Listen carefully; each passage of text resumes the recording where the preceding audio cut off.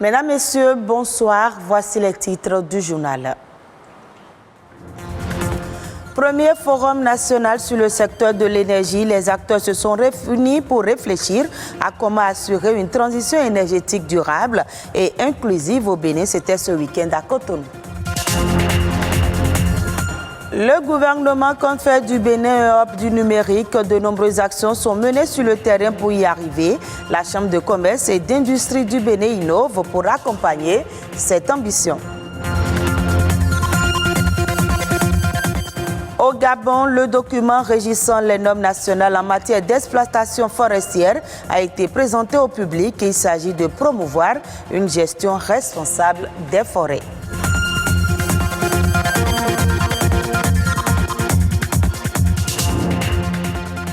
Assurer une transition énergétique durable et inclusive au Bénin, c'est la problématique qui a réuni samedi dernier à l'Infosec plusieurs acteurs du secteur de l'énergie et les jeunes leaders de l'association Bénin Énergie. C'était à l'occasion du premier forum national sur le secteur de l'énergie. Suivant le compte rendu de cette rencontre avec Nadège Sani, Patrick Adjagbodjou et Ézéchiel Rankwe. Contribuer efficacement au développement du Bénin, mais surtout impliquer davantage la jeunesse dans l'atteinte de l'objectif de développement durable numéro 7 qui prône l'accès à tous à une énergie moderne, propre et abordable à l'horizon 2030.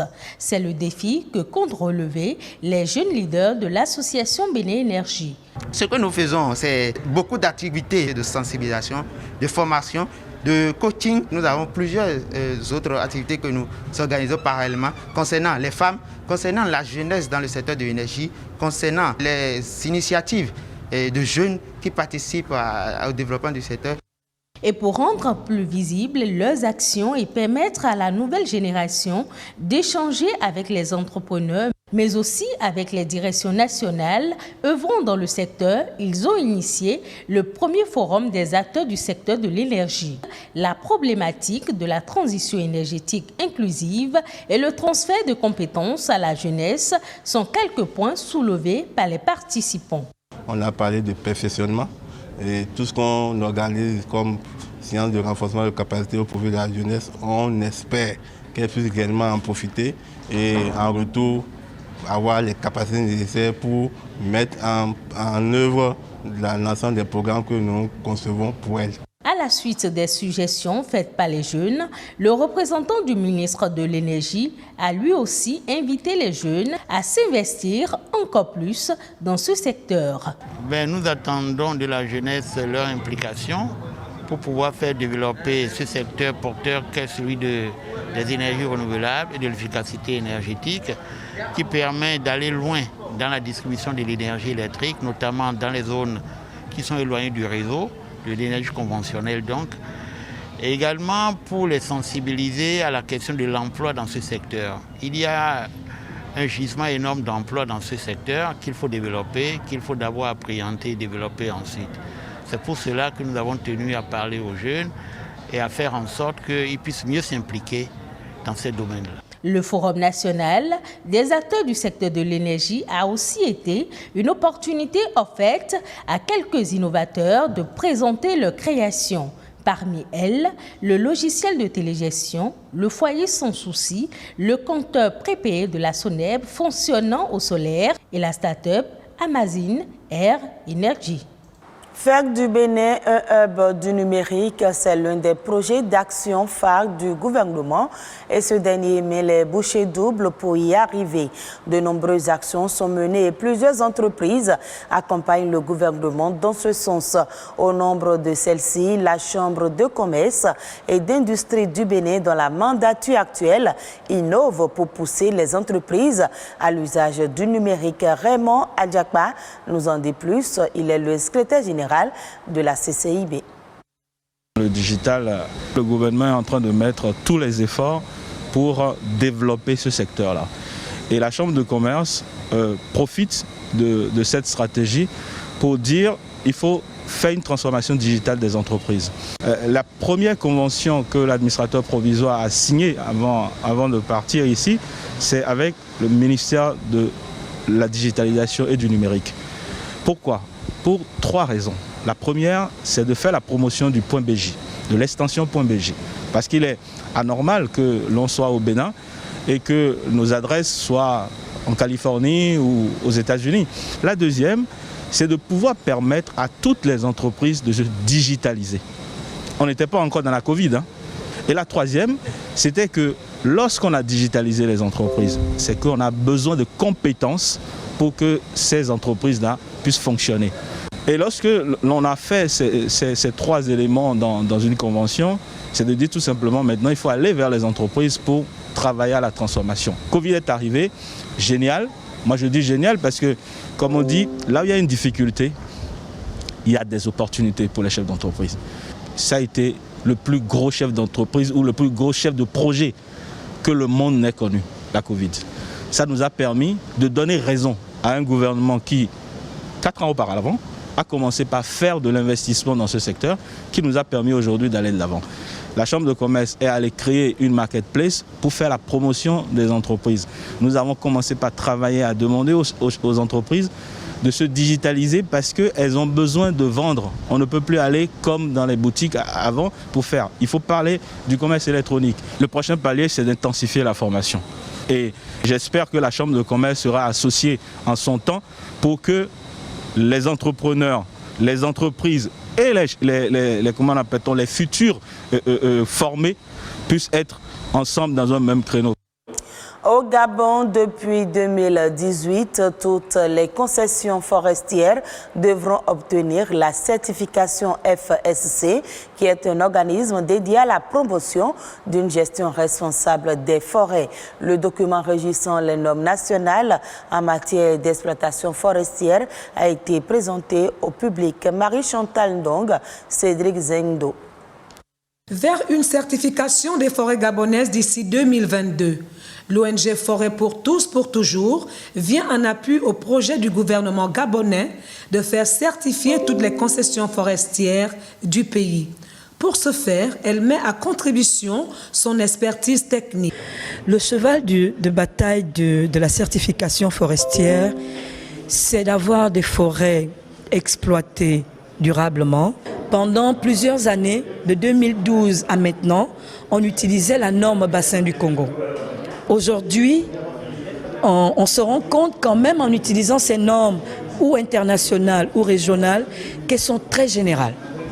On décide de les adapter au pays. Parce que pour chaque pays du bassin du Congo, on a des spécificités qu'il faut introduire dans la loi. L'acquisition de la certification obéit à des principes. Dans le principe 1, nous avons tous les éléments de la loi gabonaise qui peut toucher au secteur de l'exploitation forestière. La norme profite à la bonne gestion des forêts, mais il y a aussi les avantages pour les communautés, c'est qu'ils ont toujours accès à leurs forêts. La norme nationale FSC pour la gestion rationnelle des forêts est révisée en République gabonaise. Elle s'applique à toutes les catégories d'unités de gestion des écosystèmes, forêts naturelles et plantations. Les informations hors de nos frontières, c'est également dans Eco Inter, une compilation de l'actualité au plan international, présentée par Rodrigue Babagbeto.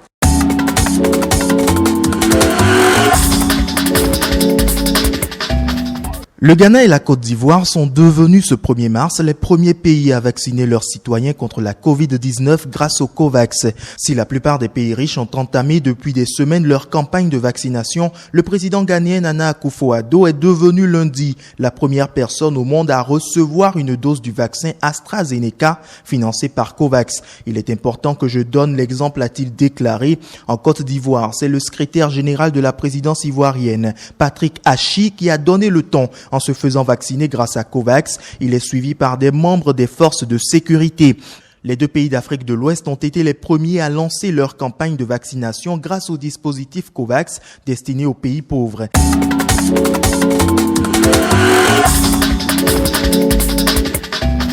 En Australie, un rapport alerte sur la contamination par voie aérienne. Les systèmes de ventilation dans les immeubles présentent un risque élevé de propagation du coronavirus. C'est la conclusion d'un rapport préliminaire rendu public en Australie occidentale. Il avait été diligenté après la détection d'un nouveau cas de coronavirus fin janvier, le premier en 10 mois dans cet État australien qui avait provoqué le confinement pendant 6 jours de la ville de Perth. Ces découvertes inquiètent alors que d'autres cas mystères sont apparus dans les lieux clos dans plusieurs pays asiatiques où l'hypothèse d'une transmission aérienne du virus est la plus probable.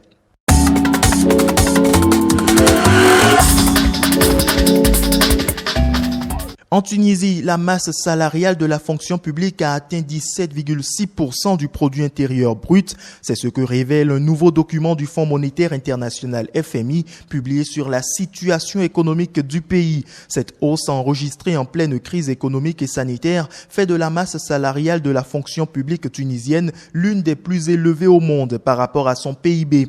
D'après le FMI, elle est en partie due à la pandémie de Covid-19 qui a augmenté les besoins urgents du pays dans le secteur sanitaire, poussant ainsi les autorités à engager plus de personnel.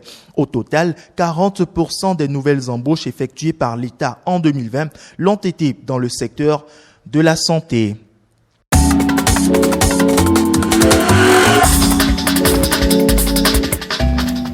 Au Kenya, le marché de la distribution moderne de produits alimentaires est en plein développement. S'il représente déjà le second plus important du continent après l'Afrique du Sud, le secteur ne devrait pas s'essouffler dans les prochaines années. Les revenus générés par le commerce moderne de détail des produits alimentaires sont prévus pour atteindre 3,6 milliards de dollars d'ici 2024 contre 2,6 milliards de dollars en 2019. Cette progression devrait être tirée par la demande croissante en denrées alimentaires plus diversifiée d'une classe moyenne en plein essor, ainsi que par les investissements croissants des distributeurs dans l'extension des surfaces de vente et les stratégies d'attraction de la clientèle.